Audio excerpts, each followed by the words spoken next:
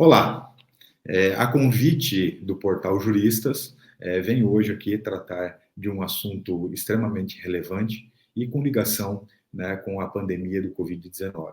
Primeiramente, gostaria de me apresentar. Meu nome é Jean Colbert Dias, sou advogado, professor, sócio do escritório de advocacia Dias e Ferreira Advogados Associados.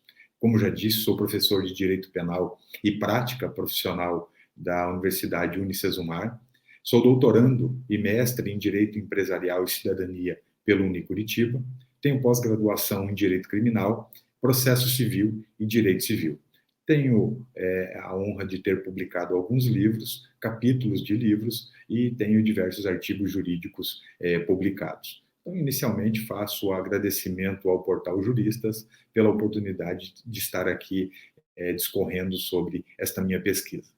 Primeiramente, né, eu quero elucidar que publiquei recentemente no Portal Juristas um pequeno resumo, né, de um artigo científico que eu publiquei e tive a honra de apresentar no CONBRADEC, no Congresso Luso-Brasileiro de Direito Empresarial e Cidadania.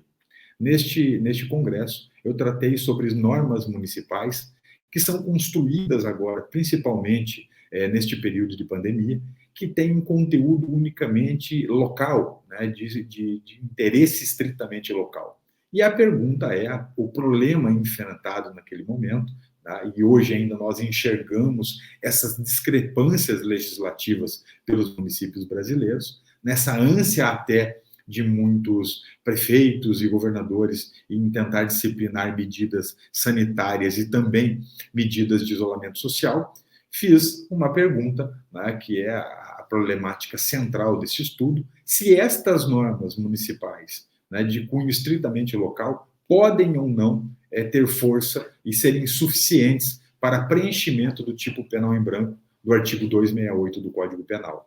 Então, num primeiro momento, eu delimitei este problema e analisei especificamente em relação ao estado do Paraná. Apesar do meu estudo trabalhar especificamente o litoral do estado do Paraná, 2 municípios paranaenses, eu enfrentei a mesma pesquisa em outros municípios brasileiros e pude perceber também que este problema se aplica praticamente a todas as cidades brasileiras neste momento de pandemia que nós vivemos. Então, o primeiro ponto e o ponto de partida, né, que iniciou esta ideia de pesquisa jurídica foi a profusão, né, a quantidade muito grande de normas municipais criadas para disciplinar assuntos de interesse de defesa da saúde. Né? E aí nós partimos de uma análise do que consta na Constituição Federal, nas constituições dos estados brasileiros e também nas leis orgânicas dos municípios.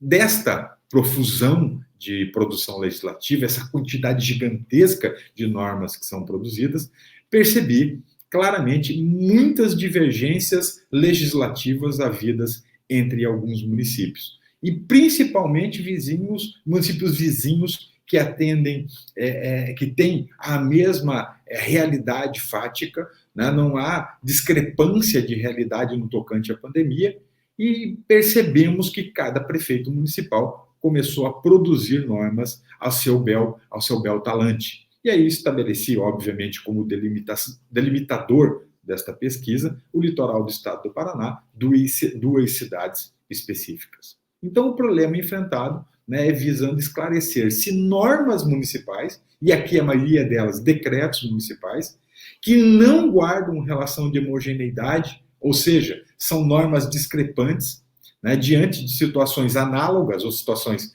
parecidas, se elas podem ou não completar o tipo penal do 268 do Código Penal. Esse tipo penal estava um pouquinho esquecido ali no Código Penal há muitos anos, mas, diante da pandemia, nós ouvimos muito falar, né, em infringência de determinações do poder público quando se destina a impedir introdução ou propagação de doença contagiosa. Nós vimos exemplos de pessoas sendo presas porque estavam caminhando nas praias, pessoas que praticavam esportes acabavam sendo retiradas, né, da orla marítima. Por exemplo, aqui no litoral, nós testemunhamos aqui do Paraná, testemunhando surfistas sendo presos porque adentraram ao mar para a prática esportiva. E aí identificamos que numa cidade litorânea não era permitido e na vizinha, a poucos quilômetros, né, na verdade, com distância separada apenas por um braço de mar, havia normas totalmente diferentes. Então, aí, voltando ao que eu disse, né, esse ponto de contato, né, essa análise de caso concreto, analisei 2 municípios do litoral do Paraná, o município de Matinhos e o município de Guaratuba, que enfrentam e enfrentavam e enfrentam ainda problemas idênticos, né? E estes problemas, obviamente, são problemas de praticamente todos os municípios brasileiros, e quem nos vê e nos ouve aqui pode ter certeza que já enfrentou legislações municipais da sua cidade divergentes de legislações de municípios vizinhos. Então, foi possível, diante deste quadro, analisar o quê? Qual a finalidade empregada pelo legislador ordinário, né, o legislador penal, quando construiu o artigo 268, lá na estruturação do Código Penal, no sentido teleológico, né, de teleologia. Qual é a ideia empregada pelo legislador na construção deste tipo penal? Então, busquei elucidar nestes casos, né, e buscando, obviamente, exemplos de casos concretos, o critério de universalidade destas normas municipais. Se elas são universais ou não, ou se elas guardam homogeneidade ou não com normas estaduais, normas federais, e principalmente se elas são homogêneas entre si, destes municípios que gozam de situações idênticas, né? E se estas normas, obviamente municipais, têm o condão, elas têm a capacidade de complementação do tipo penal em branco do 268 do Código Penal brasileiro. Então, partimos estabelecendo premissas, a premissa maior e algumas premissas menores. Tá? Como premissa maior, analisamos o artigo 30 da Constituição Federal Brasileira e pensamos, né, e analisamos que não há, obviamente, intenção do legislador constituinte em permitir, baseado no artigo 30, que prefeitos de cada município brasileiro criem regras próprias, né? Muitas delas até sem qualquer fundamento técnico. Né? E especificamente aqui na nossa análise, no campo de medidas sanitárias preventivas e de isolamento social, né, que estas normas, não há que se imaginar que o legislador constituinte permita que cada prefeito crie normas específicas para completar a norma penal em branco do 268. Porque se interpretarmos isso de forma avessa, tá, significará permitir, por exemplo, que uma conduta seja criminalizada numa cidade e na cidade vizinha essa conduta seja considerada lícita ou meramente, às vezes, passível de uma punição pecuniária na esfera administrativa. Como o exemplo que eu dei, né, há poucos minutos, dos surfistas que acabaram sendo presos porque estavam praticando individualmente, sem nenhum tipo de aglomeração, o esporte, na ocasião que numa determinada cidade estava proibido o acesso à orla marítima.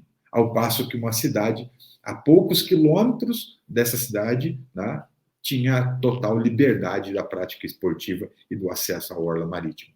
Aqui deixamos de lado uma discussão, inclusive tratada na época pela Advocacia Geral da União, se haveria ou não legitimidade para os municípios legislarem sobre acesso à orla marítima, porque pertence à União. Deixamos de lado esse assunto, né, para tratarmos aqui do assunto principal.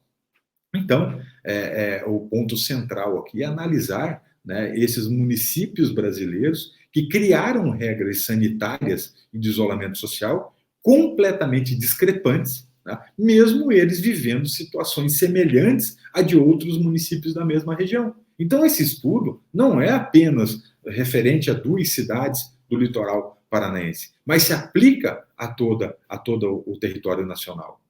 Perdeu-se aqui, neste estudo, de acordo com os dados que coletei, né, e obviamente que pesquisei outras cidades e outros estados, perdeu-se claramente a noção de intervenção mínima do direito penal.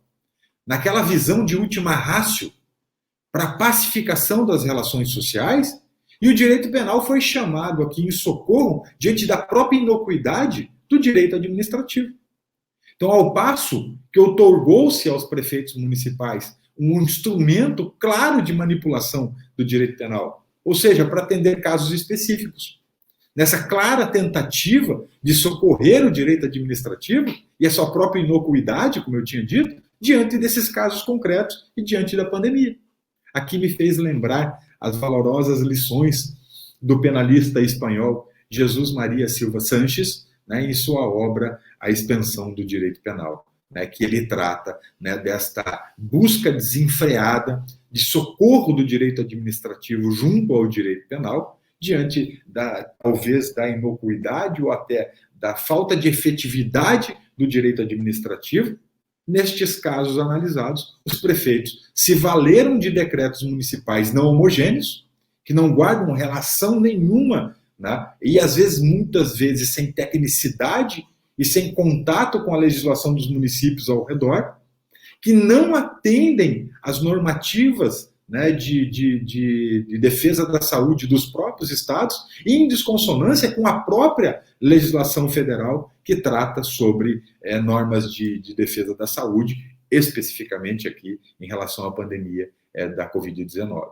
E aí, então, voltando ao caso concreto, que é esta base de estudo, né, que analisei, então, sistematicamente, né, não há como admitir, partindo-se dessa premissa do artigo 24, inciso 12, e do artigo 30 da Constituição Federal, né, e ainda do que está alinhavado no artigo 13, inciso 12 da Constituição do Paraná, e aí, repito, né, que esta redação do artigo 13, inciso 12 da Constituição do Paraná, ela se repete, né, em outros estados da federação, até porque é uma construção lógica, é uma reprodução desta distribuição de legitimidade legislativa prevista na Constituição Federal. E aí analisei que os prefeitos, caso estejam legitimados a criar regras próprias para fins, né, da defesa da saúde, no sentido de normas sanitárias ou normas de isolamento social, se estas normas municipais não guardarem relação com a norma federal e com a norma municipal, forem normas extravagantes, elas não possuem o condão de completar o tipo penal do artigo 268 do Código Penal. E já enfrentei, inclusive no estudo completo, né, e quem quiser está à disposição, este artigo que tive a honra de submeter ao CONUBRADEC, né, esse é o Congresso Brasileiro, Luso-Brasileiro de Direito Empresarial e Cidadania, elenco lá exemplos de decisões e precedentes do Supremo Tribunal Federal que tratam claramente sobre a necessidade de homogeneidade e universalidade da norma para fins de complementação de tipo penal em branco. E há um trabalho muito interessante, decisões interessantes, inclusive uma delas de relatoria do ministro Gilmar Mendes, dentre outras decisões do Supremo Tribunal Federal. Então, a própria norma geral, tá, fazendo um resgate aqui, a norma geral editada pelo governo federal, a Lei 13.979 de 2020, deixa evidente que a regulamentação desta lei, tanto pelos estados quanto pelos municípios, restringem-se a medidas de cunho administrativo. Então, com destaque aqui na lei para a definição de penalidades pecuniárias e restrições administrativas.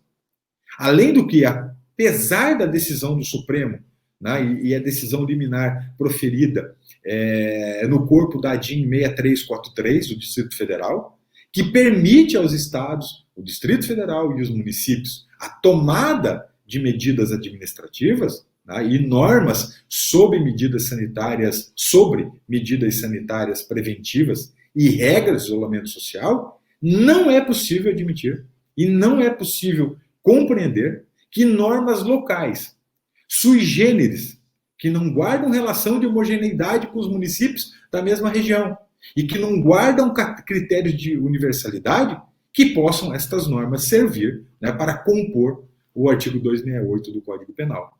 Pois faltam a elas, como já disse, finalidade teleológica imposta pelo próprio legislador penal quando edificou o tipo penal ilustrado.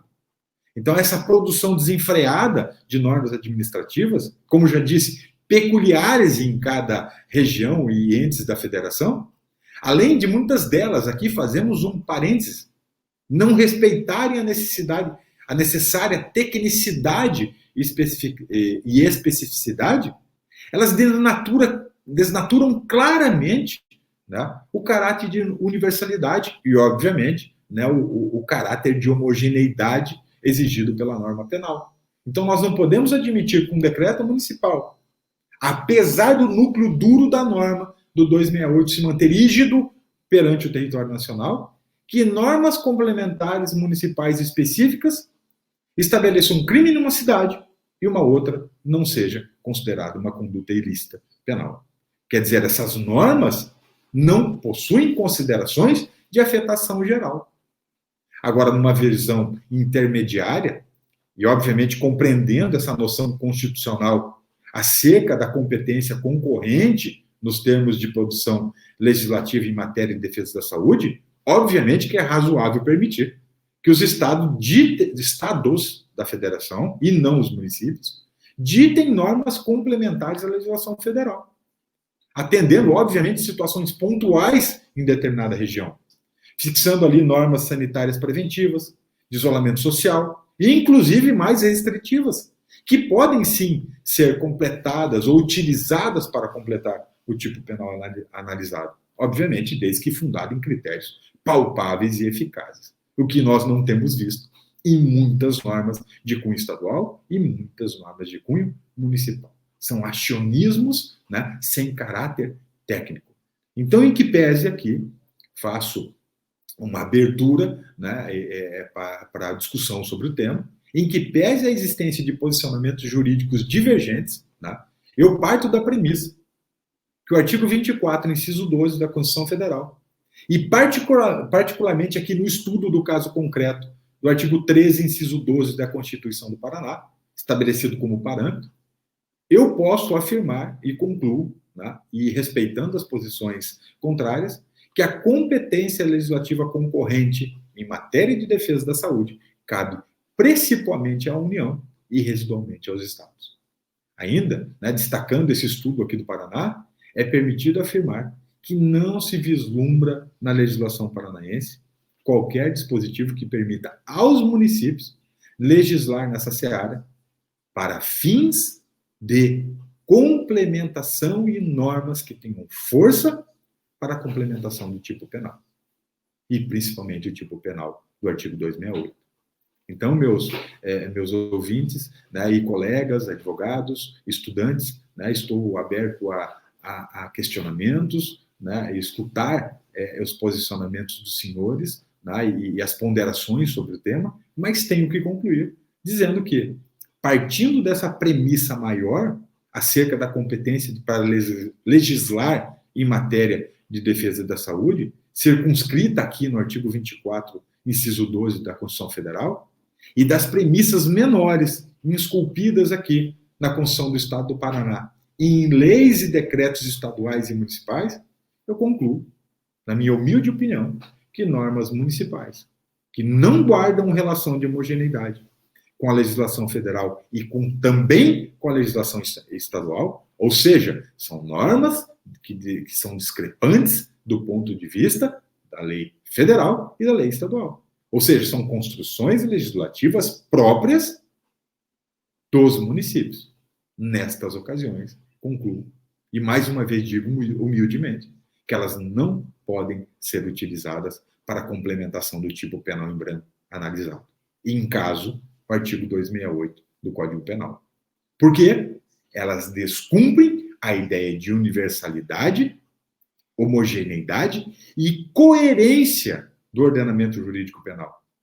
Então, portanto, aqueles que estão me ouvindo não podem deixar de concluir, se concordam comigo, que prisões e lavraturas de termos circunstanciados que se deram exclusivamente por violação a decretos municipais que não guardam relação de universalidade ou respaldo em lei federal ou estadual, na minha opinião, mostram-se indevidas e abusivas.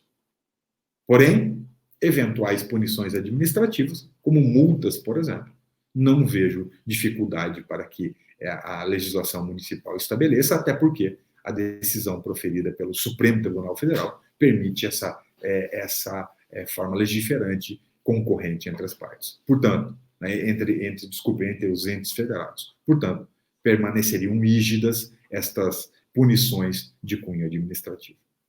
Esse era o tema que eu tinha para tratar com os senhores hoje.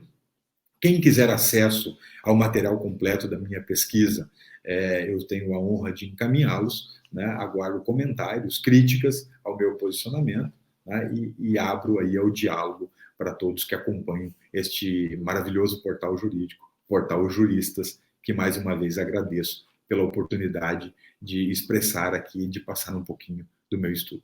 Então, um grande abraço a todos e até a próxima oportunidade.